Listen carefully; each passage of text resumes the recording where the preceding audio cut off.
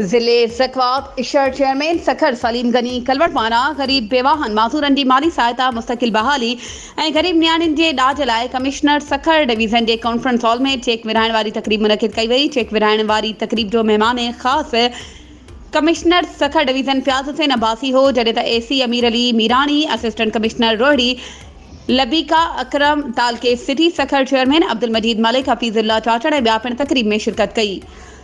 मुस्तक़िल बहाली, माली इमदाद लाइ 50,000 जा चेक ऐं ग़रीब नियाणियुनि जे ॾाज लाइ 30,000 जा मजमूई 40 खां वधीक cross check commissioner Sukkur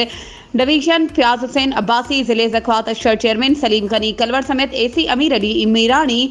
assistant commissioner Rohri Labeeka Akram, Abdul Hafeez Chachar ऐं तालके चेयरमैन अब्दुल मजीद मलिक पंहिंजे हथनि सां ॾिना। उन मौक़े ते ज़िले ज़क़वात इशर चेयरमैन सलीम गनी कलवर मीडिया सां ॻाल्हाईंदे चयो त पाकिस्तान पीपल्स पार्टी कंहिं न कंहिं तरीक़े सां ग़रीब माण्हुनि जी माली सहायता कंदी रहे थी। सखर ज़िले जे समूरनि तालकनि में मुस्तहिक़ ग़रीब बेवाह माज़ूरनि में चेक विरहाईंदासीं, जॾहिं त छंछरु ॾींहुं साले पट में माली सहायता जा चेक ॾींदासीं। मोहतरम शहीद बे ग़रीब औरतुनि जी किफ़ालत लाइ प्रोग्राम शुरू कयो,